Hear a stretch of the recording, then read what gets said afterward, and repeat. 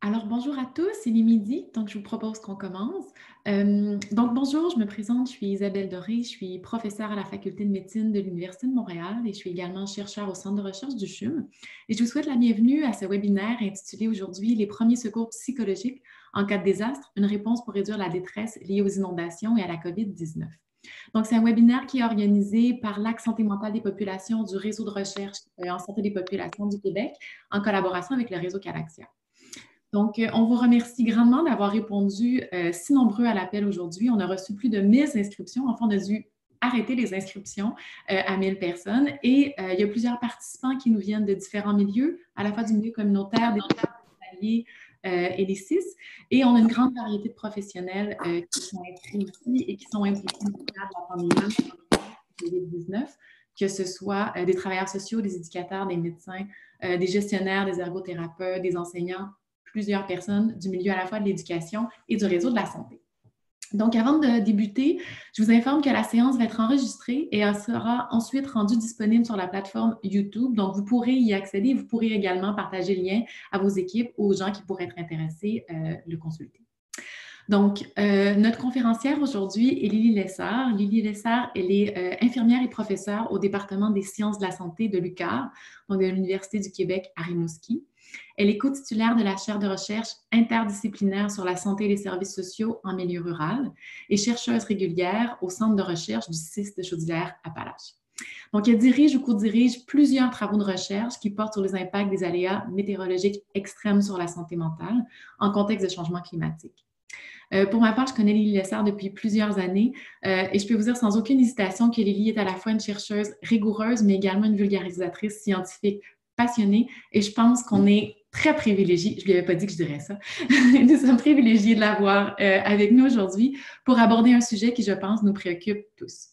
Donc, nous sommes également privilégiés d'avoir la chance d'avoir Audrey Lafont avec nous, qui est travailleuse sociale au CIS de Chaudière-Appalaches et professionnelle de recherche à l'UQAR, donc à l'Université du Québec à Rimouski.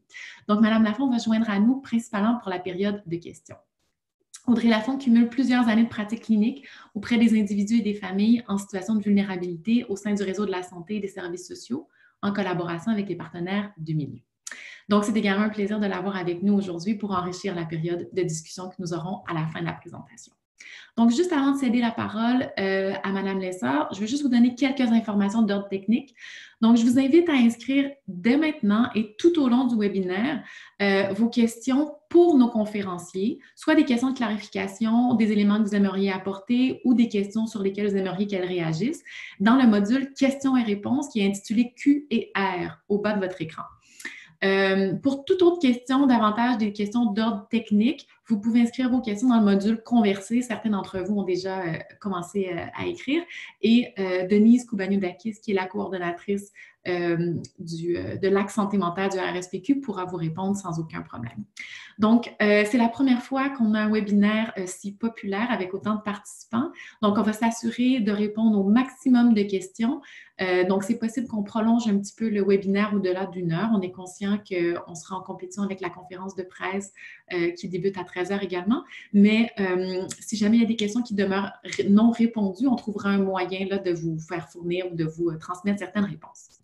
Donc, enfin, je veux juste vous informer que vous allez recevoir un courriel dans les prochains jours où on vous demandera de fournir une petite évaluation du webinaire et on vous enverra également les liens pour le PDF de la présentation et également le lien pour visionner à nouveau la conférence sur la plateforme YouTube. Donc, alors, sans plus tarder, je cède la parole à notre conférencière, Lily Lessard. Merci.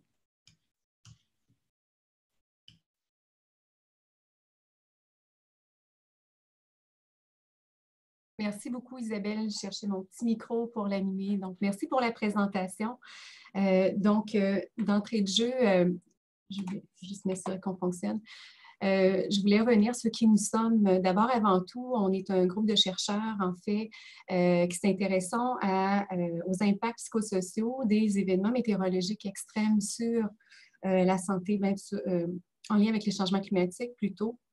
On travaille sur ces questions depuis plusieurs années et dans le cadre d'un projet qui s'appelle ARICA, que je dirige avec Geneviève Brisson, qui est également professeure à l'Université du Québec à Rimouski, en fait, on avait à documenter les impacts de ces événements météo extrêmes sur la santé mentale des personnes.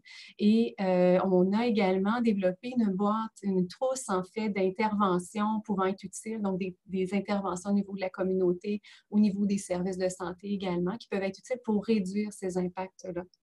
Cette trousse-là, on doit vous les présenter. Si tout va bien, on va vous la présenter en fait dans le cadre d'un autre webinaire qui est prévu le 21 avril. Mais la raison pourquoi je vous mentionne ça, c'est qu'on s'est rendu compte que certaines des interventions pouvaient être utiles dans le cadre de la pandémie actuelle de la COVID-19, notamment les premiers secours psychologiques qu'on va vous présenter aujourd'hui. Donc, d'abord et avant tout, Isabelle vous a fait vraiment un bel inventaire de toute la panoplie de types de personnes qui se sont inscrites au webinaire.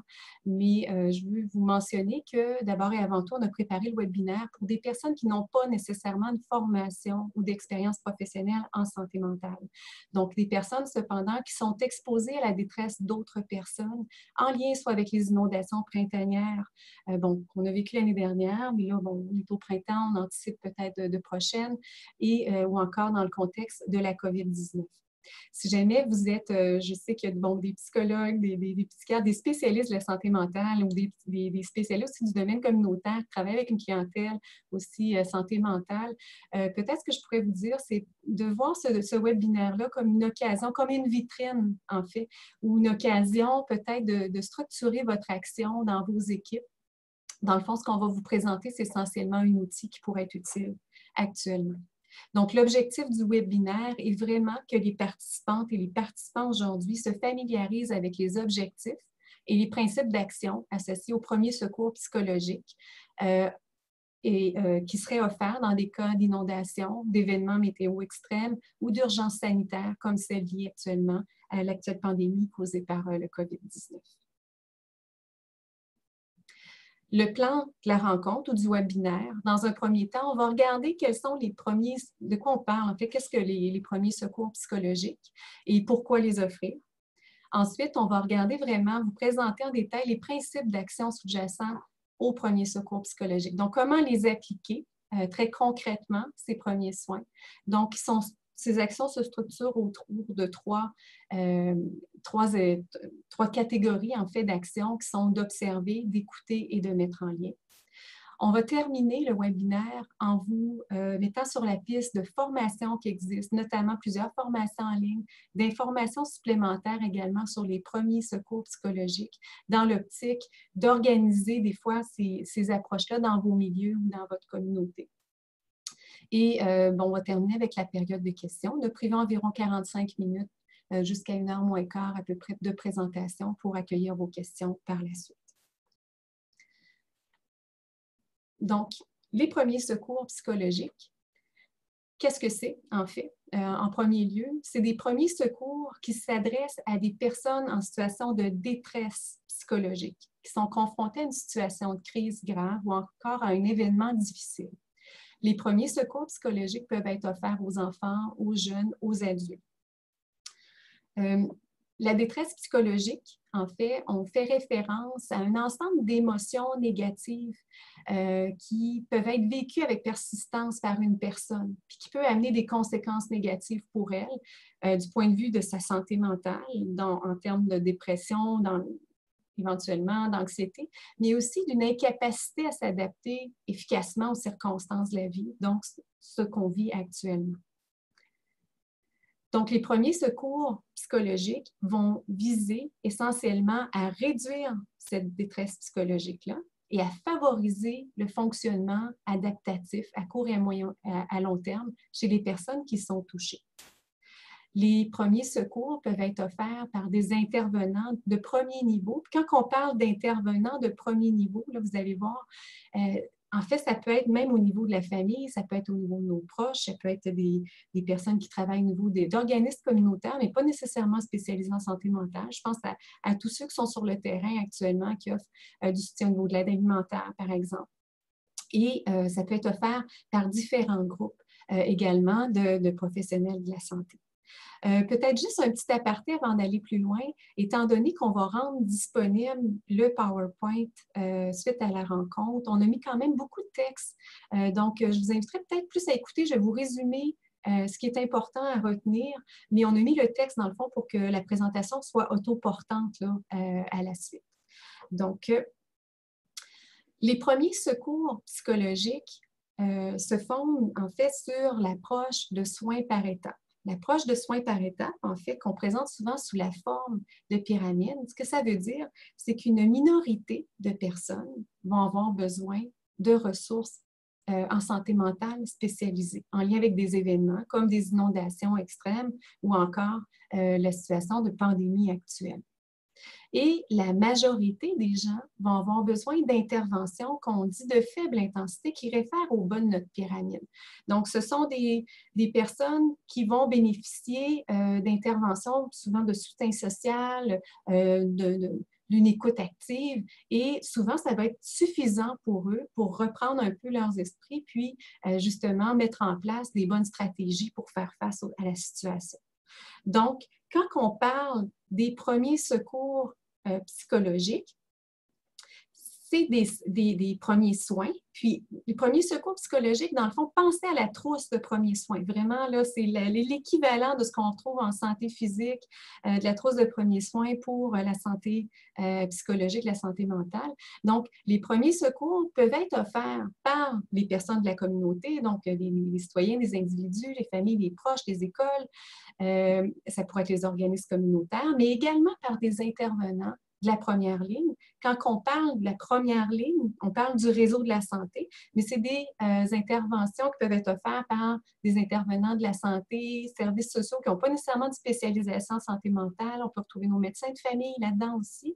Les CLSC, on pense à Info Santé, Info Social aussi, qui se retrouvent au niveau de la première ligne. Et on a la pointe de notre pyramide qui fait référence à des approches beaucoup plus spécialisées, généralement offertes par psychothérapeutes ou encore des intervenants de la santé et services sociaux formés en santé mentale, psychiatrie, tout ça. Donc, on situe bien à ce moment-ci les premiers secours psychologiques. Là, vraiment, au niveau de la communauté, on est au ras de la pâquerette. C'est vraiment, nous, on aime bien l'appeler notre véritable première ligne, en fait. Ça commence par la personne elle-même, ça commence par sa famille, puis ce qu'on retrouve autour d'elle.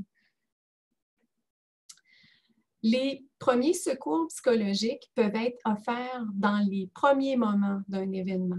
Donc, d'envergure, on va parler souvent d'événements d'envergure populationnelle. Par exemple, les inondations qu'on a vécues en 2017 au Québec, en 2019 également, sont des événements qui ont touché une large part de la population.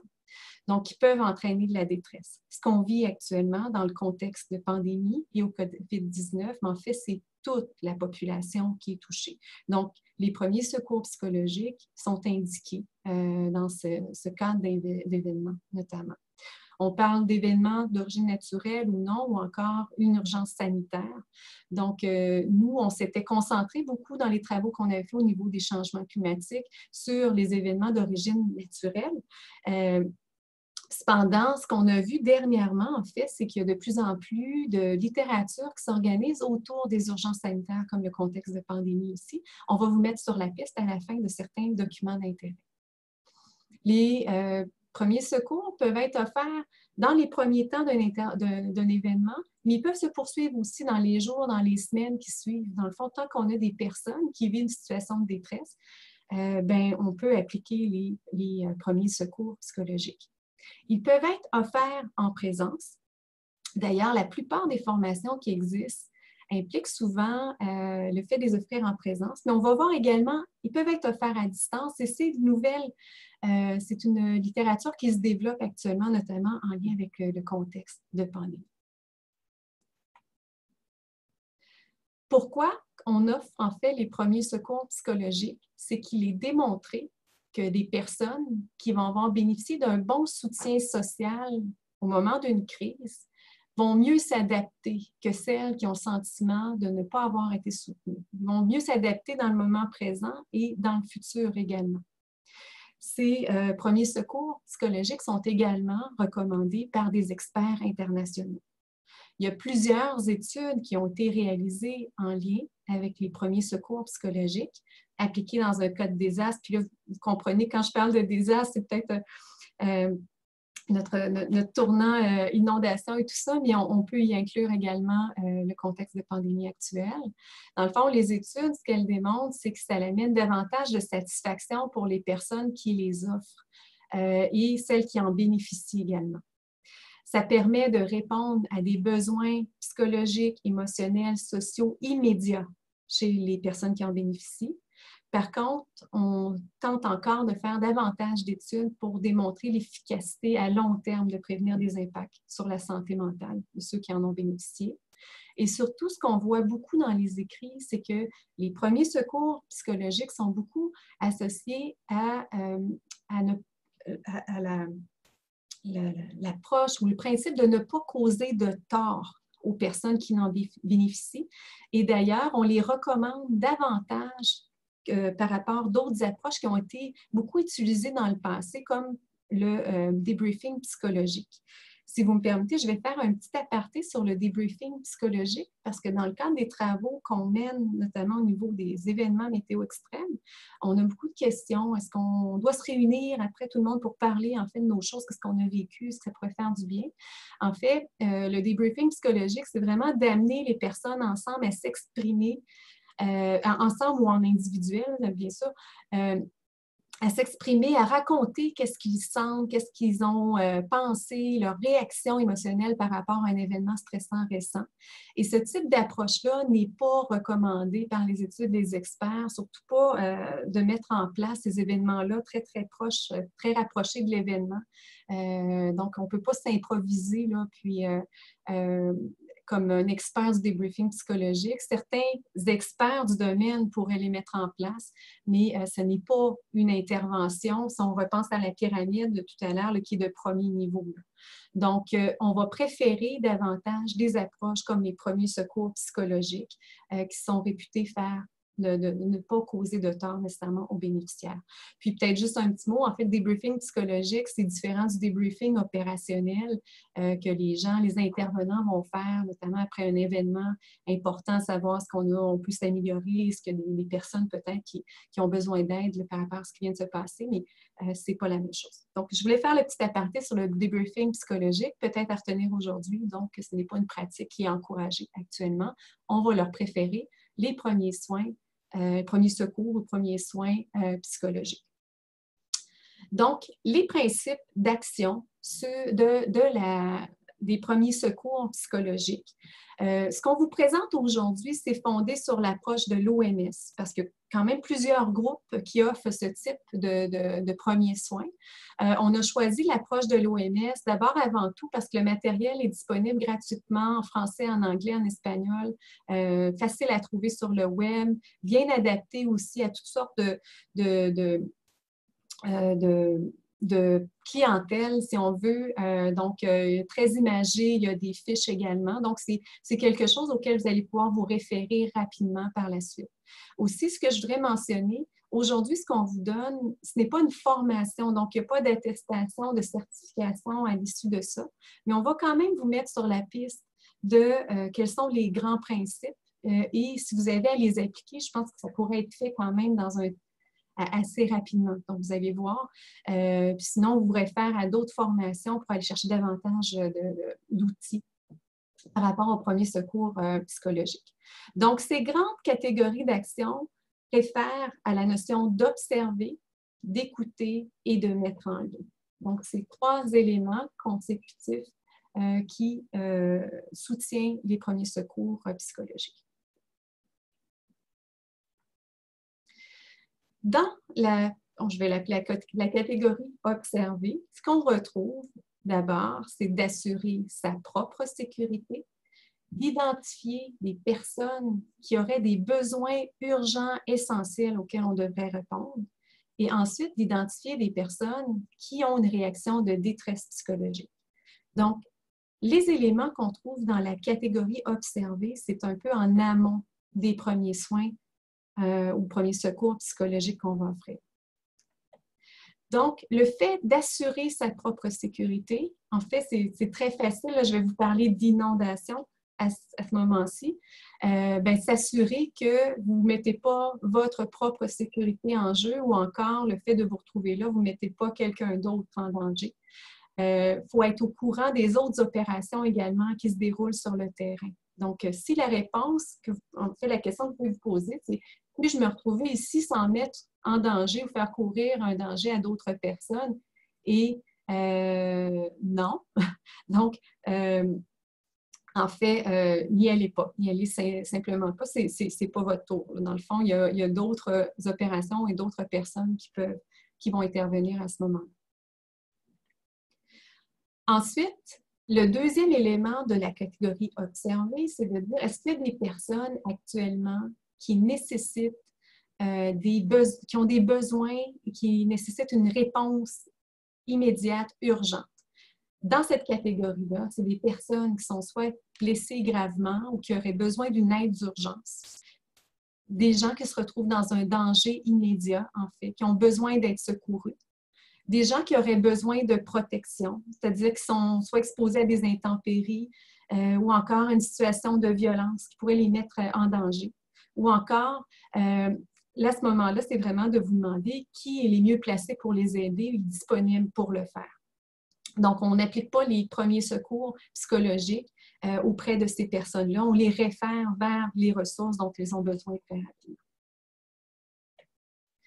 La troisième action qui fait partie de notre bloc observer, c'est de repérer les personnes qui sont en situation de détresse. Donc, ce qui peut être important dans un premier temps, ce n'est pas toutes les personnes qui vivent une situation difficile, un événement difficile, qui vont avoir besoin de premiers secours psychologiques, qui vont se retrouver en situation de détresse. Ce ne sont pas toutes les personnes qui sont en situation de détresse qui vont accepter non plus les premiers secours psychologiques. Dans le cas où il y aurait un refus, vous pouvez mentionner à la personne donc, que vous restez soit disponible ou vous assurer qu'elle a le numéro ou elle peut contacter une personne, en fait, lorsqu'elle sera prête à ce moment-là. Mais il faut respecter, en fait, les désirs et volontés des personnes à ce moment-là, recevoir des soins ou pas. Donc, les relations humaines établies avec les victimes sont fondées vraiment sur la compassion, mais ça ne doit pas être intrusif. Donc, ça, c'est bien important. Puis, avant d'initier le premier contact avec la personne aussi, c'est vraiment de garder en tête qu'elle n'aura pas besoin d'aide et elle n'a peut-être pas besoin d'aide de premier secours psychologique. On est dans la catégorie observer. Puis, on se questionnait avec Audrey juste avant la présentation, entre autres. Observer lorsqu'on est à distance, parce que la COVID-19, c'est aussi, on a des mesures actuellement, soit de distanciation physique, qu'on dit distanciation sociale, on a des mesures de quarantaine, d'isolement aussi, mais c'est possible d'observer avec tous ses sens, dont ses oreilles. Donc, dans un premier temps, voici, on vous a mis quelques signes, en fait, qui pourraient être observés associés à de la détresse psychologique. On peut avoir des symptômes physiques, la personne qui va être en sueur ou qui va être très, très, très énervée, qui va être difficile à garder en place, pour avoir des pleurs, pour avoir quelqu'un qui se retrouve en situation d'hypervigilance. Ça veut dire quelqu'un qui va sursauter à rien, qui va être très, très à l'affût, en fait, qui se passe quelque chose d'autre. Ça pourrait être quelqu'un qui vous soumet des inquiétudes excessives, qui a beaucoup d'appréhension, d'anticipation, qui vous confie, en fait, avoir de l'insomnie, des cauchemars.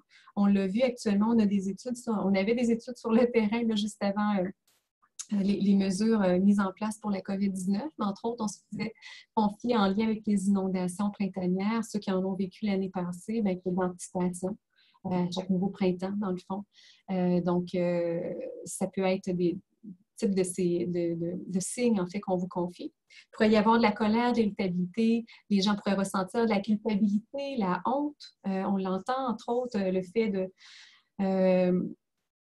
lors d'une inondation, de ne pas avoir su bien se préparer, on a dû sortir rapidement, ou encore, si vous me permettez, dans le cas de la COVID, bon, le fait des personnes qui peuvent avoir contaminé leurs proches et tout ça, donc on peut se faire confier et les gens peuvent se désorganiser là, en lien avec cette culpabilité.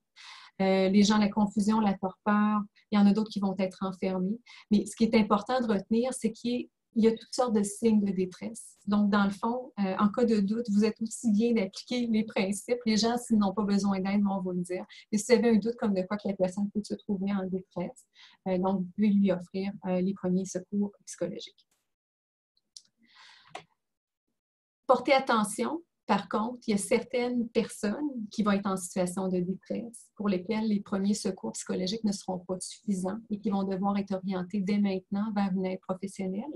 Dans cette catégorie, on inclut entre autres les personnes qui auraient besoin de soins médicaux d'urgence, on en avait parlé plus tôt, les personnes qui sont tellement bouleversées, qui sont incapables de prendre soin d'elles-mêmes ou encore de prendre soin de leur famille. Des personnes qui seraient susceptibles de se faire du mal ou encore qui pourraient faire du mal à autrui. Donc, à ce moment-là, si c'est imminent, bon, c'est le 911. Là. À ce moment-ci, on ne fait pas nécessairement là, les approches de premiers soins. Donc, on oriente les gens vers des secours, des ressources professionnelles. C'est moins urgent, on peut aller rapidement également vers Info Social, par exemple. Donc, on va s'assurer de créer un lien rapidement. Donc, ce qu'on a fait jusqu'à maintenant, on s'est assuré que le milieu était sécuritaire pour intervenir. On s'est assuré de répondre à des besoins essentiels urgents et on s'est assuré d'identifier des personnes en situation de détresse. Maintenant, on est prêt à passer au deuxième groupe d'action des premiers secours psychologiques qui sont dans la catégorie écouter. Donc, écouter, c'est d'aborder les personnes qui pourraient avoir besoin de soutien. Donc, on va regarder plus en détail comment le faire. Leur demander de nommer leurs besoins et leurs préoccupations et bien sûr les écouter, les calmer. On s'entend que ça peut être vu on peut écouter, calmer et demander de nommer les besoins par la suite. Donc essentiellement, c'est ce qu'on retrouve comme action dans le bloc écouter. Comment aborder une personne qui pourrait avoir besoin de soutien? D'abord, on aborde de façon respectueuse, bien entendu. On va se présenter en indiquant votre nom, le nom de votre organisme, votre rôle. Puis, si vous me permettez, par rapport à votre rôle, même si vous appliquez les premiers secours psychologiques, c'est bien important de respecter les limites de nos compétences. Et dans le fond, vous pouvez dire, bon, je suis bénévole dans un organisme XY d'aide alimentaire, mais est-ce que je peux vous aider? Donc, on pourrait le présenter comme ça. De demander, c'est ça, si vous pouvez les aider, de trouver un endroit sûr et calme pour parler. Lorsqu'on est en présence, bien sûr, pour préserver la confidentialité, s'assurer de se retrouver dans un climat plus de confiance. Par contre, ça peut être également appliqué dans le cas actuellement de la distanciation physique qu'on doit appliquer dans le cas de la COVID-19. Du fait on est plusieurs personnes à travailler en télétravail actuellement. Donc, s'assurer, nous, de notre côté, d'avoir un endroit où on peut parler calmement à la personne, si ce soit au téléphone ou encore à l'aide d'une tablette, et l'inviter, elle, de son côté, à se trouver également un endroit le plus calme possible pour favoriser la discussion. On va mettre la personne à l'aise. On pourrait lui offrir un verre d'eau en prenant le soin de bien se laver les mains, bien entendu, avant, si on est en présence. On pourrait, sinon, si on est à distance, lui dire de s'installer confortablement, qu'on va prendre le temps de discuter avec elle. On va assurer sa sécurité, notamment, peut-être plus, si on est en présence, notamment dans le cas des inondations, on va s'assurer de l'éloigner de tout danger. Une personne qui est en situation de détresse aussi, ce n'est pas le moment pour elle de se retrouver devant les médias. Donc, on va s'assurer autant que possible de préserver sa dignité aussi. Puis, sa vie privée. Puis, si la personne vous paraît en grande détresse, surtout ne la laissez pas seule, que ce soit en présence ou encore si vous êtes au téléphone. Donc, c'est les premiers blocs d'action de notre bloc écouter. Ensuite, on va demander à la personne, s'il est suffisamment calme et posé, d'identifier ses besoins et ses préoccupations. Et c'est peut-être l'élément central des premiers secours psychologiques. Dans le fond, on va leur demander, pouvez-vous me nommer, en fait, les principaux besoins et préoccupations que vous avez actuellement. Et ça, faites attention, c'est très possible qu'il y a des éléments qui puissent vous paraître très évidents pour vous. Par exemple, la personne a dû sortir à toute vitesse de sa maison dans un cas d'inondation, elle se retrouve en pantoufles, mais elle va vous parler d'un animal qui est resté derrière. Donc, soyez vraiment à l'écoute. Donc, sa priorité, peut-être pas de se mettre l'essuie dans les pieds, mais comme de retourner à l'arrière pour sauver un animal de compagnie, par exemple. Et ça, on l'a vu beaucoup dans les inondations de l'année dernière. Donc, vraiment, d'être ouvert, de prendre conscience, en fait, de vos propres préjugés aussi, avant de demander. Certains besoins peuvent vous paraître futiles, mais vont être importants pour la personne, donc c'est important de bien s'ouvrir. Définissez avec elle, si possible, quels sont les besoins les plus importants à ce moment précis. C'est possible, en fait, on riait un peu avec notre petit bonhomme, mais ce qu'on voulait que vous reteniez avec ça, c'est que c'est possible d'écouter avec ses yeux, ses oreilles, son cœur. Dans le fond, avec ses yeux, en accordant l'attention à la personne. Donc, ce n'est pas le moment là, de prendre les écrans, de pitonner ou d'être à l'affût de d'autres éléments, d'être vraiment en présence authentique avec la personne, que ce soit en présence physique ou encore au téléphone. Au téléphone, bien, c'est sûr qu'en physique, on peut faire des signes comme de quoi on est bien là, qu'on écoute en regardant la personne. Au téléphone, on pourrait avoir des signes comme de quoi, oui, d'accord, je suis toujours là, de faire des petits signes, en fait, pour indiquer que vous êtes à l'écoute de la personne. On va écouter, bien sûr, comme on a dit, ses préoccupations avec nos oreilles et on va faire preuve de compassion et de respect également dans notre écoute. Pour écouter, calmer aussi. Pour calmer une personne, en fait, soyez calme et soyez patient, vous, dans un premier temps. Restez, si vous êtes en présence, près de la personne. On parle de distance appropriée, on va quand même appliquer les mesures actuelles du 2 mètres, mais restez là, présent, près de la personne. Ce qui est très important, ne la poussez pas à parler nécessairement. Les silences peuvent être importants pour elle, pour se ressaisir, pour replacer ses idées. Donc, laissez vraiment la place à ces silences-là. Ces silences-là, en fait, c'est pas pour vous le moment non plus d'essayer d'organiser la réponse que vous allez leur faire. Donc, c'est pas le temps non plus, lorsqu'on écoute, de parler de vos expériences personnelles. Donc, on va s'ouvrir vraiment à la personne, à ses expériences à elle. On lui demande, comme on mentionnait plus tôt, les premiers secours psychologiques, ce n'est pas de demander à la personne de nous raconter ce qui s'est passé ou comment elle se sent. Mais si jamais elle en parle d'emblée, bien écoutez-la. Puis, ce que vous pouvez avoir, c'est des petites phrases d'écoute clés. Des fois, lui mentionner, ben oui, je comprends, je suis désolée pour ce qui arrive, je comprends que vous soyez triste dans les circonstances ou que vous soyez désorienté ou un peu vous sentiez perdu. Une phrase qu'on mentionne souvent, c'est que, ben, il semble que c'est une réaction normale dans une situation qui, elle, ne l'est pas. Donc, dans une situation anormale. Et souvent, les gens, OK, ça les replace un peu, ça normalise un peu ce qu'ils vivent. Donc, ce type de phrase-là, vous pouvez le faire. Donc, ça l'amène la personne à bien sentir que vous êtes bien présente avec elle. Si jamais la personne démontre encore des signes de présence, de détresse très importants, aidez-la à retrouver son calme, veillez à ce qu'elle ne reste pas seule aussi. Ce qui est important, ce qui va vous être raconté à ce moment-là, assurez-vous de ne pas raconter son histoire à d'autres personnes ou encore de lui raconter à elle des histoires que vous avez entendues d'autres personnes. C'est bien important, n'exagérez pas vos compétences. Dans le fond, on parle d'une présence authentique. On écoute le mieux qu'on peut en étant bien là. Par contre, c'est ça, c'est pas de la psychothérapie. C'est pas du tout ce qu'on cherche à faire. Ne jugez pas, surtout la personne, sur des actions qu'elle aurait pu faire ou encore des sentiments. Donc, c'est important de garder une ouverture d'esprit. Donc, ceci termine notre bloc écouter. Ce qu'on a fait jusqu'à maintenant, on s'est assuré d'observer que c'est sécuritaire pour intervenir. On s'est assuré de répondre à des besoins essentiels urgents. On s'est assuré que les personnes en détresse sont identifiées. Ensuite, on a pris contact avec la personne de façon respectueuse. On lui a demandé de nommer ses besoins et ses préoccupations actuelles et on l'a écouté et au besoin, on l'a calmé. Pour la calmer aussi, peut-être juste un petit aparté, des fois, Vous pourrez inviter la personne, c'est ça, à son positionnement, là, de bien mettre ses pieds à plat sur le sol, de bien, si vous me permettez l'anglicisme, de se grounder, là, de bien établir un contact, de faire des exercices de respiration aussi, de fermer ses yeux, de l'inviter à revenir dans le moment présent aussi avec vous. Donc, ça peut être des façons, des petits trucs que vous pouvez donner à la personne là, qui aurait de la difficulté à se calmer.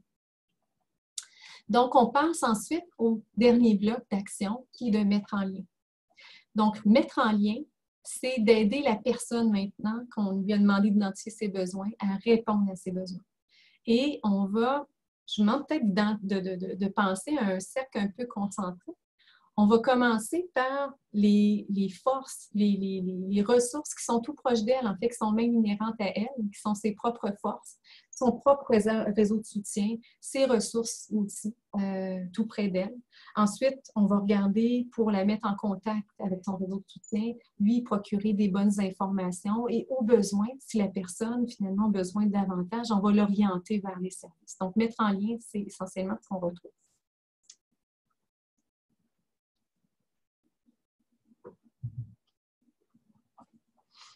Donc, mettre en lien dans un premier temps pour aider la personne à répondre à ses besoins essentiels. On avait parlé plus tôt de s'assurer, si elle nous en a nommé plusieurs, de peut-être l'aider à prioriser, les classer, dans le fond, en ordre d'importance pour elle. Ces besoins-là peuvent être très, très variés. Donc, on peut avoir, dépendamment des situations, là, on parle, c'est un peu surréaliste de parler d'une part d'épidémie et d'inondation, mais on s'entend que les besoins peuvent être différents pour les deux situations. Entre autres, quelqu'un qui aurait évacué rapidement son domicile a besoin d'un abri, peut avoir besoin de nourriture, d'eau, d'accès aux toilettes, des besoins pour les animaux domestiques. Pourrait avoir besoin de services de santé pour soigner soit une blessure ou encore une personne qui présente un problème de santé. Pourrait avoir besoin, par exemple, d'accéder à ses médications, donc d'avoir des services de pharmacie ou encore avoir accès à certains types de matériel médical qui est essentiel pour sa condition de santé. La possibilité de communiquer avec des proches, avec des amis, avec d'autres sources aussi de soutien social, c'est un besoin qui est important. L'accès à un soutien spécifique aussi pour certaines personnes en fonction de sa culture, en fonction de la religion pratiquée aussi. D'être consulté. Les gens ont besoin d'être consultés lorsqu'il y a des décisions importantes qui se prennent par rapport à la situation. Les gens ont besoin d'informations compréhensibles et exactes sur des événements, sur ce qui se passe avec les proches, sur les services disponibles. Les gens ont besoin d'informations sur les raisons des mesures qui sont prises. Actuellement, dans le cadre de la COVID-19, en fait, les gens ont besoin de bien comprendre mais pourquoi ces mesures-là, actuellement, se mettent en œuvre. La fermeture plusieurs services qu'on dit non essentiels, en fait, actuellement, les mesures de distanciation physique, sociale, les mesures aussi de quarantaine et d'isolement, de bien comprendre pourquoi ils sont mises en place, bien, des fois, ça permet aux gens de les calmer puis de bien comprendre qu'ils font partie d'un tout. Puis ça donne du sens à l'expérience aussi qu'elles peuvent vivre. Donc, on a tous ces besoins et d'autres. On pourrait avoir d'autres types de besoins. Donc, on aide la personne à identifier les plus urgents. Ensuite, comme on mentionnait plus tôt, on va vraiment l'amener à dire, bien, c'est quoi vos propres ressources? Qu'est-ce qui vous permettrait de faire face ou de répondre à ces besoins-là? Donc, on peut l'amener à nommer c'est quoi vos principales forces. Avec les enfants, c'est quelque chose qui fonctionne bien. Tu vois, c'est quoi tes forces? C'est quoi les forces de papa, de maman qui fait que notre famille va s'en sortir? Qu'est-ce qu'on pourrait faire? Ils peuvent avoir des idées intéressantes. Pour les adultes, ça fonctionne aussi. On peut l'amener à se rappeler d'événements, de situations difficiles qu'elles ont rencontrées dans le passé. Dire, comment vous aviez fait face à ces événements-là, à ce moment-là? On peut les amener à identifier des ressources ou des soutiens qu'elles possèdent déjà pour les aider. On peut leur demander, en fait, ce qui les aide à se sentir mieux. On voit beaucoup dans les fiches actuellement là, qui circulent sur comment diminuer notre anxiété, notre stress en lien avec la COVID-19, de faire du yoga, mais c'est peut-être pas indiqué pour tout le monde actuellement, ou c'est peut-être pas la même résonance pour tous, mais de demander aux personnes qu'est-ce que vous faites habituellement pour vous calmer, qu'est-ce qui vous fait du bien aussi. Donc, les ramener vraiment là, vers les forces et les stratégies individuelles ou de leur famille, en fait, qui fonctionnent bien habituellement. On les encourage, comme on a dit, de prendre contact avec leurs proches. Puis, on peut leur faire des suggestions également pour les aider à répondre à leurs besoins. Si jamais les stratégies qu'ils nous nomment sont insuffisantes de votre point de vue ou encore un peu, on ne sait pas trop quoi faire, ou on tente peut-être avec une personne qui n'a pas beaucoup de réseau aussi. Donc, on peut lui faire des suggestions à ce moment-là. Portez attention, en fait, au type de stratégie que les gens vont vous nommer. Il y a des bonnes stratégies, donc des stratégies adaptatives, c'est vraiment pour faire face à une situation difficile, de stress, en fait. Il y en a qui sont adaptés. On pourrait dire, bon, je vais aller prendre une marche, je peux appeler une cousine qui me fait du bien. Mais il y en a d'autres qui peuvent l'être moins. Donc, si on vous dit, ben écoute, pour que ça passe plus vite, je vais passer plus de temps, je vais rester couché, j'ai tendance à avoir à boire davantage ou à consommer, tout ça, ben, je pense qu'on peut être à l'affût de types de stratégies qui seraient moins bien adaptées, puis dire, mais écoutez, à la longue, peut-être que ça peut aller moins bien. Donc, puis ça pourrait être on pourrait orienter les gens vers des ressources éventuellement si on se rend compte que ces stratégies-là ne sont peut-être pas saines dans les circonstances. Il y a également, je vais vous montrer à la fin, il y a des outils actuellement dans le cadre de la COVID-19. Il y en a également dans le cadre des inondations qu'on trouve facilement sur le web. Plusieurs outils qui donnent des trucs, dans le fond, des stratégies qu'on peut mettre en place pour y orienter la personne vers ce type de document. Mettre en lien, c'est lui transmettre aussi des bonnes informations. Donc, vous, dans un premier temps, cherchez à obtenir les bonnes informations et vous mettre à jour. Souvent, les gens vont surconsommer l'information. C'est quelque chose duquel on parle beaucoup. Donc, on peut peut-être les inviter. Bon, on va être en compétition avec le point de presse de notre premier ministre là, à 13 h, mais peut-être dire pour se concentrer d'écouter ce type d'informations. En fait, puis on va avoir des points de presse également en cas d'inondation. C'est quelque chose qui se fait de façon régulière. De choisir une source d'information, une ou deux périodes dans la journée pour les regarder, pas en continu nécessairement. On va informer la personne sur ce qui se passe, sur les raisons à la base des décisions qui sont prises, on en a parlé tout à l'heure, sur les services qui sont disponibles. Vous allez leur dire, si possible, d'où proviennent les informations que vous leur donnez. Et surtout, assurez-vous que vos messages sont simples et précis. Vous mentionnez le message, répétez-le, puis assurez-vous que la personne a bien compris. Ce n'est pas tout d'envoyer l'information, mais assurez-vous vraiment qu'il y a une bonne compréhension. Vous pourriez le demander, bon, dans vos mots, qu'est-ce que vous avez compris de tout ça? Donc, si la personne est en détresse ou c'est possible que la capacité de rétention soit moins présente. Les informations, en fait, peuvent porter, on en a parlé un peu précédemment, mais sur l'événement, sur la maladie, sur les mesures qui sont prises, en fait, pour atténuer les effets de la maladie ou encore les effets d'inondation. On l'a vu l'année dernière. Ils vont avoir besoin d'informations sur les proches, les autres personnes qui sont affectées, sur la sécurité, leur sécurité, sur leurs droits aussi.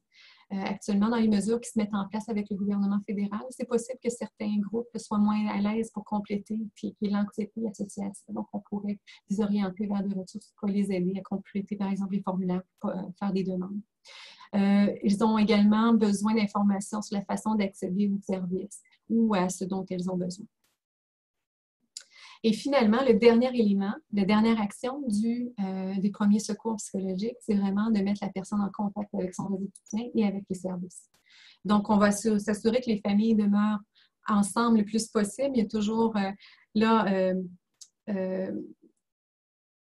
en cas d'inondation, mais avec le COVID aussi, le COVID-19, tous les liens qu'on peut avoir au téléphone avec les tablettes. Donc, ça peut être des contacts virtuels aussi qui sont encouragés à ce moment-là. Le soutien social est vraiment un élément important à mettre en place pour diminuer la détresse psychologique. Les personnes, on peut les aider à communiquer avec des amis, des familles. On peut leur donner les coordonnées de services et diriger directement vers ces services. Par exemple, les orienter vers Info Social, le 811, vers le 211 pour les organismes communautaires. Actuellement, si vous appelez au numéro le 1877 en lien avec le COVID-19, il y a un lien que vous pouvez sélectionner qui vous met en relation avec des ressources sociales. Donc, ou ça peut être d'autres types de services dont elles ont besoin. Les personnes qui indiquent des pratiques religieuses, pensez à les diriger peut-être vers des ressources ministres du culte, ça peut être des prêtres, ça peut être des gens de leur communauté religieuse qui peuvent apporter un certain aide, écoute et soulagement. Et aussi, si pertinent, bien sûr, donc, d'encourager les personnes affectées de s'entraider. On l'a vu dans les inondations de l'année dernière, des gens qui ont monté spontanément des groupes Facebook pour s'aider. Donc, ça, c'est des choses qui peuvent être encouragées. Bon. Donc, pour terminer, pour les premiers secours psychologiques, on a vu dans le bloc observer de s'assurer que c'est sécuritaire, de répondre aux besoins essentiels urgents et d'identifier les personnes en détresse. Ensuite, on a pris contact avec les personnes, on s'est assuré de répondre à leurs besoins et leurs préoccupations. On les a écoutés et on les a calmés aux besoins. Et finalement, dans le mettre en lien, on s'est assuré de les mettre en lien tout d'abord avec leurs propres forces, leurs propres ressources, leur propre réseau. On s'assure qu'elles ont des bonnes stratégies aussi pour faire face à la situation. Et aux besoins, on va leur donner les bonnes informations. Pour les informations, des fois, ce qui peut être intéressant, c'est de leur demander qu'est-ce que vous savez déjà en lien avec cette situation-là. Donc, et de compléter ou des fois de rectifier l'information qui serait moins exacte. Et on l'a mis en lien avec son réseau social ou encore avec des services en fonction des besoins qui ont été mentionnés. Donc, en somme, les premiers secours psychologiques visent à fournir aux personnes touchées un soutien social et psychologique. Ils visent à réconforter les personnes, les aider à se calmer. Ils visent à prendre connaissance de leurs besoins, de leurs préoccupations et d'aider les personnes à y répondre au moyen d'outils très concrets pour les aider à gérer la situation, d'aider les personnes ensuite à obtenir l'information, d'être mis en contact avec son réseau social ou encore d'obtenir du soutien social et de les mettre en contact avec les services. Et surtout, tout ça en pensant au principe de ne pas causer de tort aux personnes. Les premiers secours psychologiques, ce qu'ils ne visent pas, en fait, c'est d'offrir un soutien psychologique professionnel. Comme on a dit, on ne fait pas des psychothérapeutes avec un cours ou une formation sur les premiers secours psychologiques, mais on pourrait référer au réseau qui référait une ressource psychologique ou encore une ressource spécialisée santé mentale aux besoins. Et on ne pousse pas les personnes à parler de leurs émotions ou de leurs réactions face à l'événement. Pour terminer, nous vous mettons sur la piste de plusieurs documents et formations existantes pour aller vous chercher davantage de bagages si vous voulez en apprendre plus sur les premiers secours psychologiques. D'abord, le document de l'OMS que vous retrouvez gratuitement en français, anglais, espagnol, minimalement, plusieurs autres langues. Donc, qui est un document bien écrit, facile à comprendre, qui est fait en contexte d'aide humanitaire, mais on peut très facilement faire le lien avec ce qu'on vit ici au Québec. Donc, vous trouvez l'hyperlien ici. C'est un document qui est gratuit. On retrouve également la Croix-Rouge canadienne offre en ligne des cours sur les premiers secours psychologiques. Il y a 2 formations en ligne au coût de 15 $ chacune jusqu'à tout dernièrement. Donc, il y a celle prendre soin de soi et l'autre qui prend soin des autres. On nous dit sur le site de 45 à 90 minutes. Moi, je les ai fait, puis c'était plus autour de 90 minutes et même 120 minutes, là, si on veut vraiment prendre le temps de s'imprégner, de bien comprendre les concepts qui sont là. L'information repose sur l'approche de l'OMS. Donc, ce qu'on vous a présenté aujourd'hui, vous allez retrouver écho dans la formation de la Croix-Rouge, mais ils vont aller plus en profondeur que ce qu'on a vu aujourd'hui. Il y a également des formations en classe qui mènent à des certifications, mais je discutais avec une ressource à la Croix-Rouge qui me disait qu'il y a des discussions de maintenir ou pas actuellement ces formations-là. Actuellement, je pense qu'il n'y en a pas nécessairement qui sont en cours en français, du moins au Québec. Là. Mais si vous avez des questions, vous êtes une organisation, je pense que vous pouvez vous adresser à la Croix-Rouge directement pour obtenir davantage d'informations sur le sujet. Il y a une formation en ligne aussi qui est offerte malheureusement seulement en anglais, mais qui est vraiment excellente, qui est celle du National Child Traumatic Stress Network, qui est une formation de 6 heures, mais qui a vraiment beaucoup d'études de cas, de mise en situation pour vous pratiquer. Donc, si vous maîtrisez l'anglais, ça peut être vraiment quelque chose d'intéressant. C'est gratuit. Ce qui est intéressant également, c'est qu'il y a une application que vous pouvez télécharger gratuitement avec les grandes lignes et qui est vraiment très bien fait. Donc, si vous maîtrisez l'anglais, ça peut être vraiment une bonne ressource. Vous avez l'hyperlien vers la formation.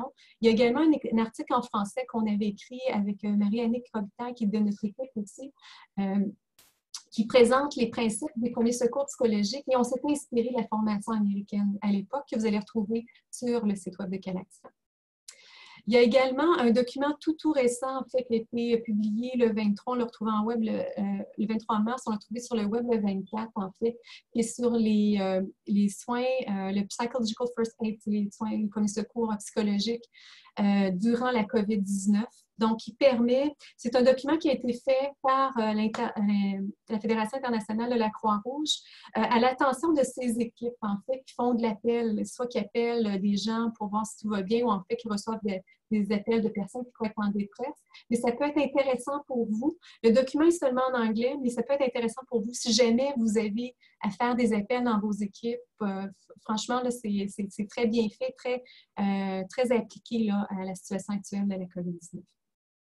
Finalement, il y a le document aussi que vous allez trouver gratuitement sur le web qui a été mis en ligne par le ministère de la Santé, qui est en français et en anglais, qui peut être un document vers qui vous allez référer les personnes, donc qui donne des trucs, qui permet de reconnaître l'anxiété, le stress, la déprime associée à la maladie COVID-19 et qui permet en fait de donner certaines pistes sur comment prendre soin de soi, quelles sont les ressources disponibles, en fait, qui est très intéressant. Donc, en terminant, je vous remercie infiniment d'avoir été aussi présents, aussi nombreux. Je souhaite remercier les membres des équipes des projets de recherche à réseau catastrophique qui ont été mobilisés, en fait, dans la préparation de la présentation aujourd'hui. Je souhaite infiniment remercier le réseau de recherche de santé des populations du Québec. Denise Koubaniou d'Akis, en fait, on les a téléphonés la semaine passée. Est-ce que vous êtes intéressés? Ils ont mis ça très rapidement en ligne. Donc, franchement, chapeau avec le réseau Calaxia aussi, duquel le matériel va être disponible en fait sur le réseau Calaxia. Et ainsi que le ministère de la Santé, la Croix-Rouge canadienne, on a des contacts en amont de cette présentation-là pour les informer de ce qu'on allait faire, puis également s'assurer qu'on était en phase, puis au diapason avec les autres initiatives sur le terrain. Donc, Isabelle, je vais te laisser la parole pour la suite. Oui, merci beaucoup, Lily. C'est très intéressant. Puis il y a beaucoup de commentaires à ce sujet-là, justement, par rapport à la pertinence puis l'intérêt de la présentation. Un gros merci. Donc, il y a déjà plusieurs questions. N'hésitez pas à ajouter vos questions dans l'onglet Q&R, questions-réponses. On n'aura peut-être pas le temps de passer à travers toutes les questions et d'y répondre aujourd'hui, mais comme on vous a dit, on va essayer de développer une stratégie pour vous envoyer des réponses, peut-être par courriel ou via un autre format par la suite. Donc, Lily et Audrey, il y a peut-être des questions. Il y a 3-4 questions que je vais essayer de résumer qui reviennent beaucoup à la limite entre l'écoute dont tu parlais, Lily, et la question de débriefing psychologique. Parce qu'il y a beaucoup de gens qui disent en commentaire, pour avoir été confrontés à des situations notamment liées aux inondations ou parce qu'il y a beaucoup de décès qui surviennent dans le cas de la COVID-19 de manière très subite, les gens sont portés de manière spontanée à s'ouvrir et à en parler. En tant qu'intervenant, quand les gens s'ouvrent, ça leur permet de normaliser certaines émotions. Et là, j'ai 3 ou 4 questions là, qui touchent cette question-là, à savoir où se situerait la limite, quel serait le conseil pour ne pas tomber dans le débriefing psychologique, mais en même temps avoir une écoute attentive pour pouvoir y répondre de manière adéquate. Okay. Merci beaucoup pour la question qui est très pertinente. Audrey, est-ce que tu voudrais te lancer? Oui. OK, parfait. Oui, très bonne question, effectivement. Je pourrais peut-être commencer en expliquant peut-être juste un petit peu plus le débriefing psychologique consiste à quoi. Je me présente pas comme une experte là, du débriefing psychologique. Par contre, on a eu des informations sûrement à la lecture des documents qu'on a fait. C'est une intervention qui peut être individuelle ou en groupe, mais dans laquelle on va demander à la personne de faire une rétroaction sur ce qu'elle a vécu. Par exemple, expliquez-moi comment vous vivez la crise depuis le début, qu'est-ce que vous ressentez, quelles sont vos réactions, vos perceptions, qu'est-ce que vous avez trouvé le plus difficile, quand est-ce que vous avez eu une détresse, quels ont été les moments où vous avez ressenti la détresse psychologique la plus importante. Donc, je pense que la nuance la plus importante entre le débriefing psychologique et les premiers secours psychologiques, c'est que le débriefing, on fait un retour, une rétroaction, alors que les PSP, c'est pas ça l'objectif. Ça veut pas dire que si la personne nous parle de ce qu'elle a vécu, ça veut pas dire qu'on l'interrompt nécessairement, là. Par contre, l'objectif des premiers secours psychologiques, c'est de rester dans le ici, maintenant. Quels sont vos besoins actuellement? Si la personne exprime de la colère, des inquiétudes, de la culpabilité, c'est important de les recevoir, de les normaliser aussi. Donc, c'est un peu là, ça que je dirais, les nuances entre les deux. Je ne sais pas si ça répond à la question. Oui, je pense que oui. Merci beaucoup. On peut peut-être tout de suite enchaîner avec une autre question. Une personne, Alexandra Dubé, demande, peut-on faire des premiers secours psychologiques sous forme de groupe? Donc, est-ce qu'il y a des ressources pour ça? Est-ce que c'est quelque chose qui est recommandé ou suggéré? Donc, peut-être vous entendre rapidement sur cette question. Dans les documents qu'on a lus, il n'était pas question de groupe. Je pense pas que ça veut dire que c'est totalement exclu, par contre, mais dans ce qu'on a lu, c'était vraiment... c'est une intervention qui se passe sur le terrain. Hein. Quand c'est possible, là, quand c'est possible de le faire, ça se passe sur le terrain, puis on est dans, comme je disais, dans l'ici, maintenant. Si la sécurité est assurée, on se rend, on voit la personne, on intervient rapidement. Mais on ne va pas nécessairement rassembler 20 personnes ensemble pour dire on va faire une intervention PSP. Dans ce qu'on a lu, en tout cas, il n'y avait pas de précision à ce sujet-là au niveau de l'intervention de groupe des premiers secours psychologiques. On parlait surtout d'une intervention individuelle ou familiale aussi. Ça peut être un petit groupe, là, par exemple 3-4 personnes qui sont regroupées ensemble, puis l'intervenant se rend pour les aborder. Mais il n'y avait pas de protocole là, de groupe établi là, pour les PSP, en tout cas à notre connaissance. Là. Merci, merci beaucoup. Puis, je vais me permettre encore une fois de regrouper quelques questions qui portent sur l'utilisation des PSP, donc des premiers secours psychologiques, avec des clientèles particulières en santé mentale. Donc, soit des personnes qui présentaient déjà des problèmes de santé mentale, qui font partie de neurodiversité, ou des gens qui ont une DI, une déficience intellectuelle, ou un TSA, trouble du spectre de l'autisme. Donc, est-ce qu'il y a des recommandations à ce sujet-là et comment on peut intervenir auprès de ces populations particulières? Bien, en fait, les PSP, ça s'applique pour tous, toutes les personnes en situation de détresse psychologique. Par contre, si c'est des personnes qui ont des besoins particuliers, à ce moment-là, c'est de rester centré sur les besoins de base. Premièrement, est-ce que la personne est en mesure de communiquer avec nous? Est-ce qu'elle nous entend bien? Est-ce qu'elle nous comprend bien? Parce que si la communication n'est pas possible, bien, à ce moment-là, on ne peut pas là, faire l'intervention PSP. Là. On réfère tout de suite à une personne plus spécialisée. Si on est capable d'établir une communication avec la personne, c'est de voir est-ce qu'elle est en sécurité? Est-ce que ses besoins de base sont répondus? Boire, manger, dormir, prendre sa médication si c'est le cas. Est-ce que ça, c'est répondu? Ensuite, quelles sont ses préoccupations en ce moment? C'est quoi pour elle son besoin présentement? Donc, moi, je pense dans la mesure où on est capable d'avoir une communication avec la personne, même si elle a un problème de santé mentale connu ou une déficience connue, si la communication est possible, on peut faire un premier dépistage des besoins. Mais si par la suite, on rencontre des difficultés ou que la personne nous dit, par exemple, ben non, j'ai pas mangé depuis 3 jours, je suis tout seul chez nous, je suis pas capable de dormir, ben là, à ce moment-là, il faut vraiment référer vers des intervenants plus spécialisés. Là. Si je peux ajouter, en fait, ce qui peut être intéressant, des fois, des personnes qui ont déjà accès à un réseau de soutien de service, des fois, quand on leur demande de nous identifier qui peut leur faire du bien. Donc, peut-être, des fois, c'est réactiver certains réseaux, peut-être qui ont été un petit peu plus moins sollicités dans les derniers temps ou, en fait, des intervenants qui leur ont fait du bien. Donc, ça peut être une façon également là, d'identifier des stratégies qui fonctionnent bien pour ces personnes-là. Là, on parle on est dans le mettre en lien. Oui. Merci. Une question intéressante justement par rapport à l'isolement des familles qui pourrait être la cause de la détresse ressentie et toutes les contraintes en lien avec l'isolement social, la distanciation sociale. Donc, une personne demande, la COVID-19 a tendance à isoler les familles et c'est souvent cet isolement qui déclenche la détresse psychologique. Par exemple, le manque de répit des familles qui ont des enfants à besoins particuliers qui font tomber les parents. Donc, avez-vous une alternative qui est en accord avec la distanciation sociale ou des stratégies? Nous ne pouvons pas les référer à leur réseau habituel pour du soutien. Ben, en fait, ce qu'on entend dernièrement dans les médias, c'est que distance physique ne veut pas nécessairement dire isolement social. Bon, je pense que ce serait de maintenir un lien avec les gens qui sont importants pour nous. Même si c'est un lien qui est virtuel, c'est quand même fondamental que ces liens-là soient maintenus en période de distance comme ça. Donc ça, c'est très important. Puis de continuer de faire les activités qui nous font du bien aussi. Ça, c'est vraiment des recommandations très générales que je dis là. Là, ça va au-delà des PSP, mais moi, c'est ce qui me vient là, en tête quand j'entends ces questionnements-là. Je ne suis pas certaine, par contre, de répondre exactement là, à la question. Peut-être de...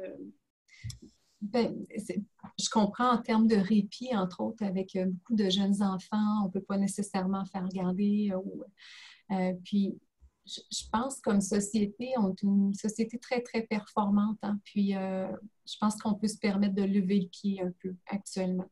Puis, c'est correct de le faire en termes d'exigence, en termes de ce qu'on peut produire, ce qui est possible de faire aussi. Puis ça, je pense que c'est comme employé, comme employeur, comme dans la mesure du possible. Mais je pense de se délester de pressions qui ne sont pas utiles actuellement, qui ne sont pas constructives, je pense qu'on peut le faire aussi. Puis, comme Audrey mentionnait, on avait cette réflexion dans la distanciation sociale. En fait, c'est plutôt la distanciation physique parce qu'on veut garder notre réseau social, puis il y a moyen de le garder avec les technologies actuelles, le téléphone. Donc, ça demeure très, très important.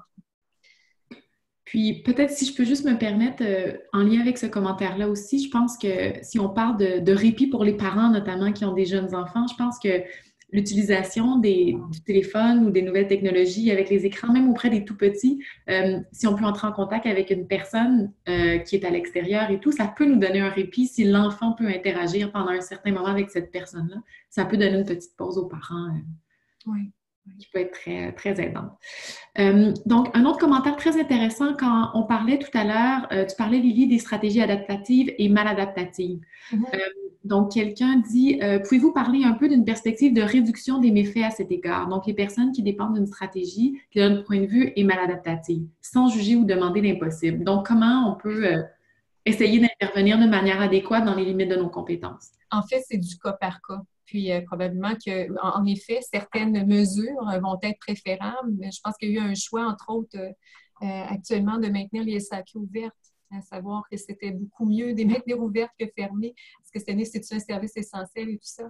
Mais vous avez tout à fait raison que dans le cadre des approches de réduction des méfaits, certaines stratégies, je parlais de l'alcool tout à l'heure, peuvent être moins pires que d'autres choses là, pour d'autres personnes. Donc, je pense que c'est vraiment, ce qu'il faut peut-être retenir, c'est que l'approche des PSC, c'est vraiment une approche qui est souple.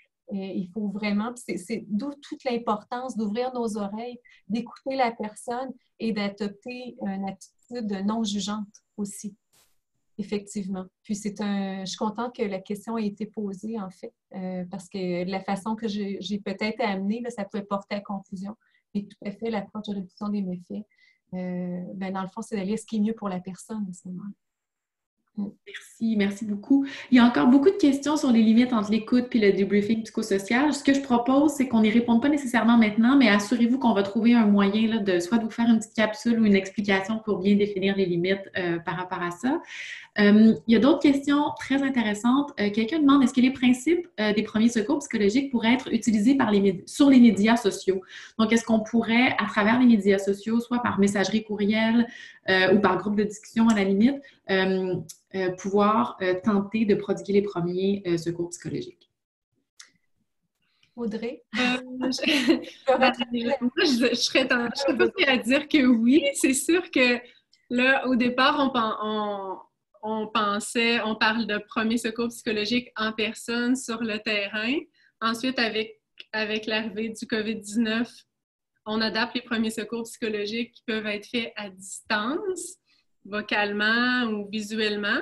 Là, si c'est sous forme de chat ou de texto, je pense que ça limite encore plus là, le potentiel de cette approche-là, mais je pense pas que c'est impossible, mais je pense que ça limite beaucoup, par contre, là, quand on parle d'écoute active, par chat, c'est plus difficile. Les réseaux sociaux comme ça peuvent être utiles pour d'autres choses, en fait. Justement, sortir de notre solitude. Il y a des groupes qui se créent, des fois, c'est juste pour échanger des trucs humoristiques puis se faire du bien.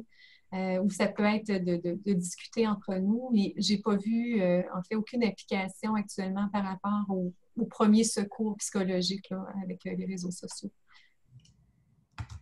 Super, merci beaucoup. Une autre question, on dit, avant dans l'intervention psychosociale en situation de sécurité civile, on suggérait d'animer des séances d'information psychosociale, donc des CIP.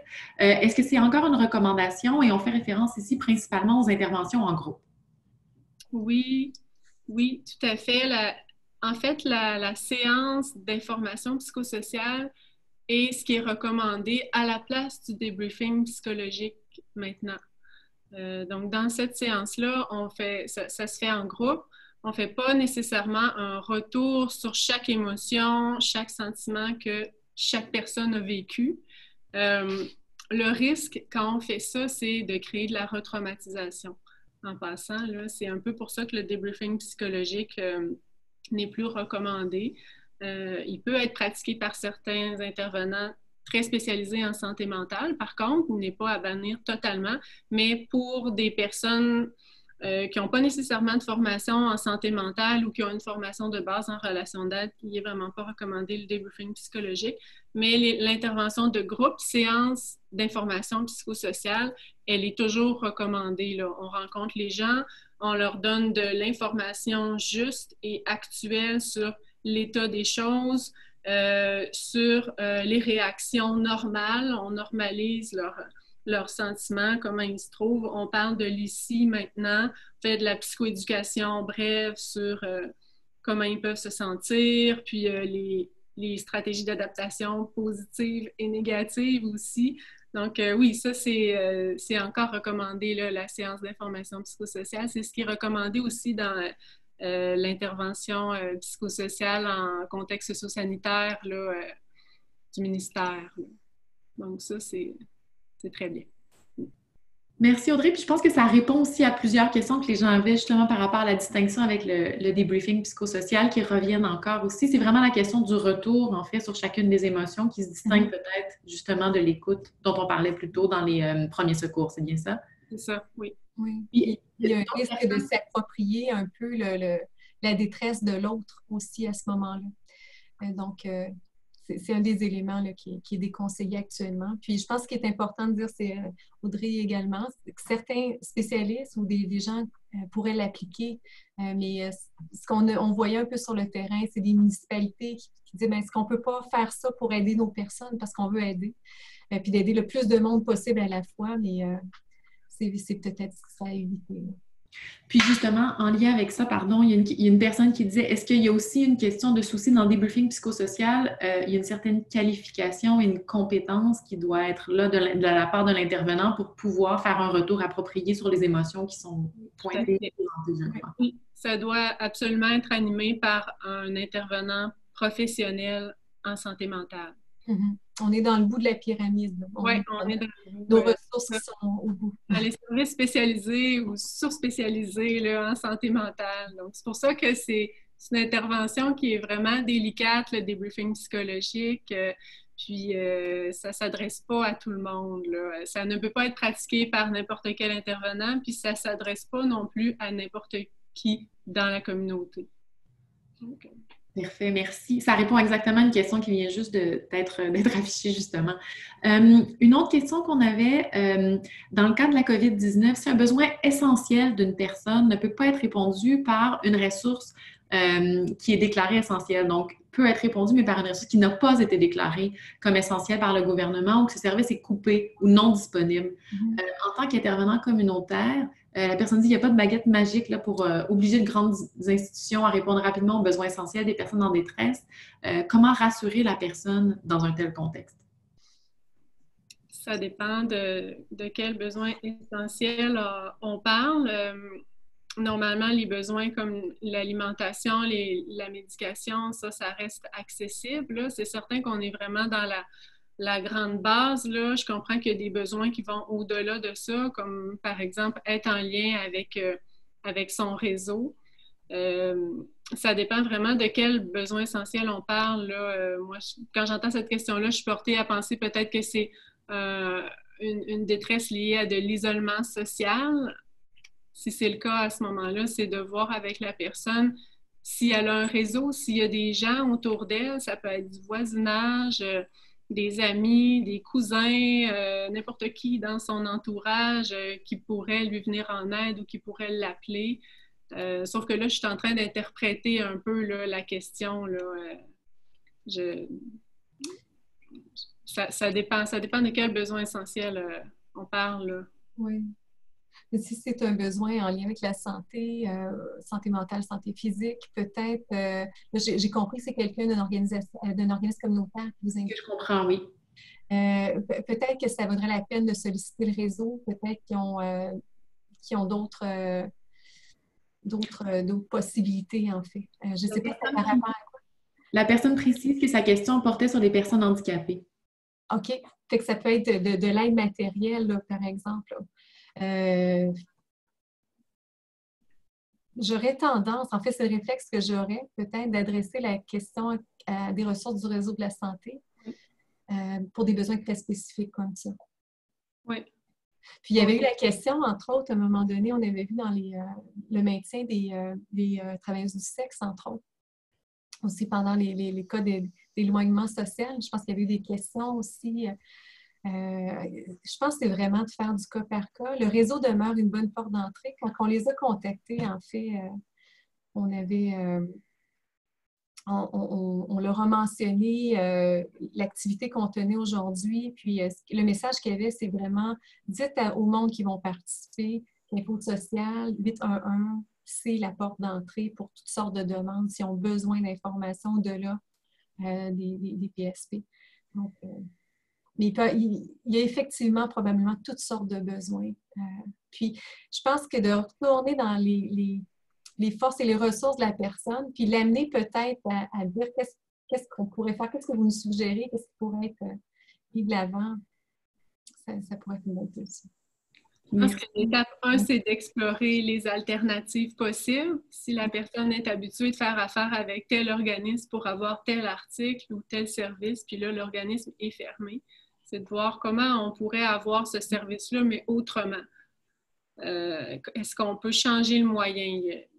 La première étape, je pense que c'est ça. Puis ensuite, si le besoin essentiel ne peut vraiment pas être comblé, si on parle d'un besoin qui est indispensable pour la personne, c'est de l'adresser, comme Lily disait, de l'adresser au réseau. C'est important que le réseau de la santé soit informé de ça, là, parce que le système est en ajustement aussi en ce moment. Puis ce qui est un élément positif qui ressort actuellement aussi de la situation, c'est qu'il y a beaucoup d'entraide et des fois, il y a des gens, peut-être des gens qui peuvent avoir des bonnes idées. Les réseaux sociaux pourraient peut-être servir à ce moment-là. Par exemple, si on a besoin d'accéder à du matériel particulier, donc d'envoyer ces questions-là sur les réseaux sociaux, ça pourrait être peut-être une source de réponse intéressante aussi. Et on s'entend que faudrait peut-être avoir plus d'informations sur la situation qui nous est présentée. Merci. Peut-être une ou deux dernières questions parce que je pense que les gens doivent nous quitter pour différentes autres tâches et obligations. Une question très intéressante, c'est une professionnelle de la santé, en fait, qui ne peut pas actuellement effectuer ses suivis en réadaptation. Donc, on lui demande de fournir et d'offrir les premiers secours psychologiques. Donc, ils appellent régulièrement la clientèle qui est en attente de service pour cibler les besoins urgents. Mais elle dit, par contre, je cherche encore une bonne formulation pour bien cibler s'ils ont de besoins vraiment urgents. Donc, on était vraiment au niveau de l'écouter, je pense, d'observer. Et là, c'est la question que porte vraiment sur comment les identifier, les cibler et amener la personne à les verbaliser de manière très spécifique.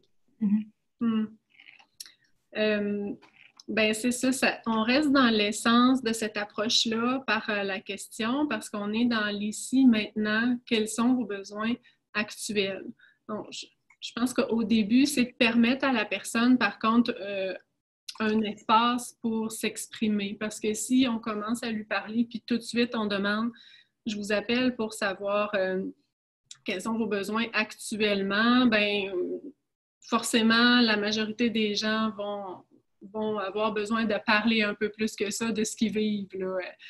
Pas besoin de les forcer à en parler, mais si la personne ne répond pas systématiquement à la question, c'est correct aussi au début. Il faut permettre un certain temps pour qu'elle s'exprime. Puis ensuite, si vous voyez que ces questionnements ou ces inquiétudes, ou si vous voyez que c'est vraiment généralisé ou que ça concerne plein de choses qui se sont passées dans les dernières semaines, bien là, c'est de ramener. Peut-être de dire aussi qu'il y a une limite de temps à cet appel-là. Je fais un appel qui a une durée d'environ 15 à 20 minutes. Si vous voulez, on va se concentrer sur vos besoins actuellement. Si c'est le cas, est-ce que vous avez des besoins importants que vous voudriez me partager? Si vous voulez, on va discuter de la situation ensemble. Si jamais on voit que vous avez d'autres besoins à la fin de cet appel-là, soit qu'on peut céduler un autre rendez-vous téléphonique ou soit que je peux vous référer vers d'autres services ou d'autres membres de votre réseau à vous ou du réseau de santé services sociaux. Donc, moi, grosso modo, c'est comme ça que je l'aborderai. Merci. Il n'y a pas de phrase miracle, là, mais c'est ce qui me vient à l'esprit avec la question.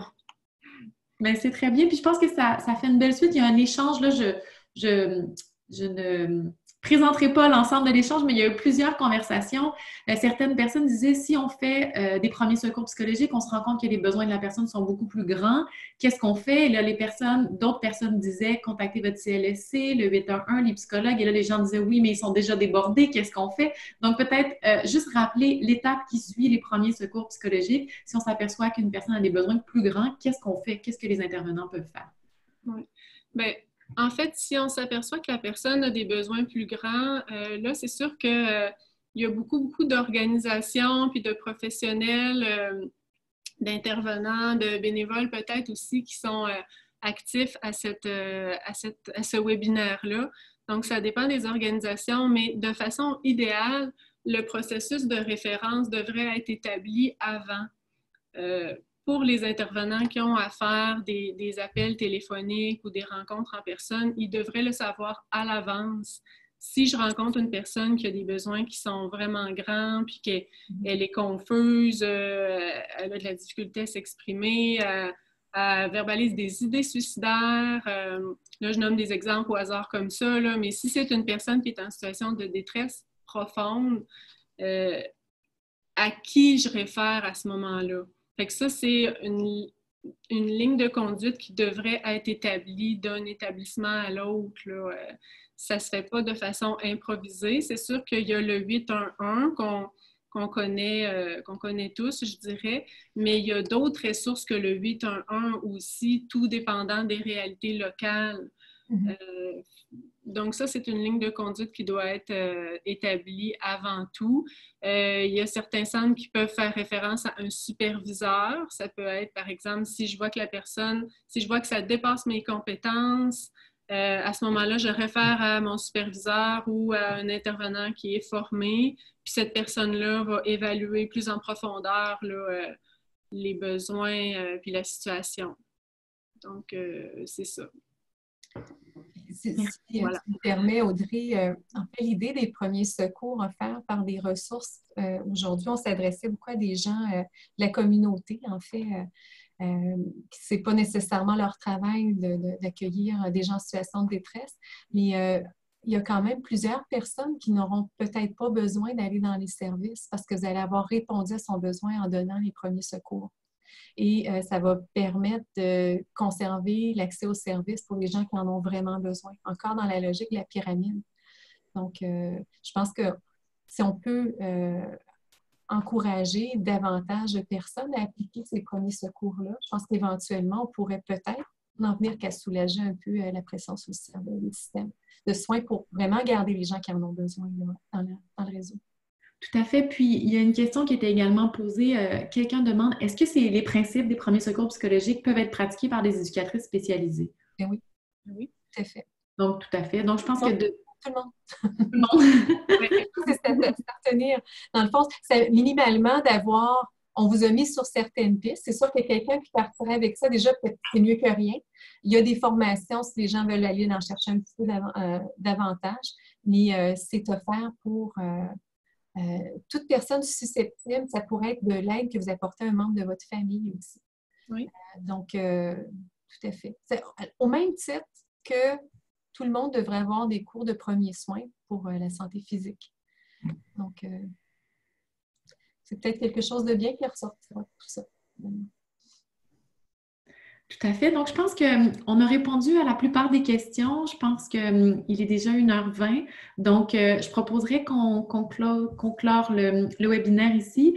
Je voudrais remercier tous les gens qui sont encore présents d'y avoir participé. Un énorme merci à Lily Lessard, à Audrey Lafont, au RRSPQ, Regroupement Santé Mentale, puis au réseau Calaxia également.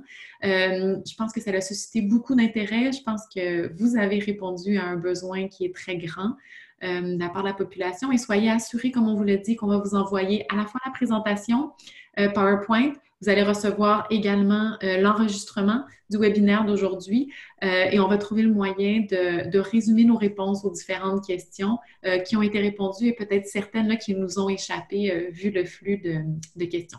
Donc, merci à tous d'avoir participé au webinaire. Encore une fois, merci à Audrey et à Lily pour leurs interventions fort pertinentes et intéressantes. Merci beaucoup. Isabelle. Peut-être juste une petite... On s'est créé une adresse courriel, en fait, si vous avez des questions en lien avec ce qui a été présenté aujourd'hui. Donc, vous retrouvez ici ces questions au singulier, donc sans S, psp@gmail.com. Donc, on va s'assurer du temps de la crise de faire une veille sur cette adresse-là. Donc, s'il y a des questions en lien avec la PSP, ou si on peut vous orienter vers d'autres sources, on pourra le faire à ce moment-là. Donc, c'est les personnes qui l'appliquent. Donc, ce serait peut-être l'adresse à utiliser. Merci beaucoup. Un très, très grand merci. Et à tous, passez une belle journée. Merci beaucoup. Bonne journée. Au revoir. Bye.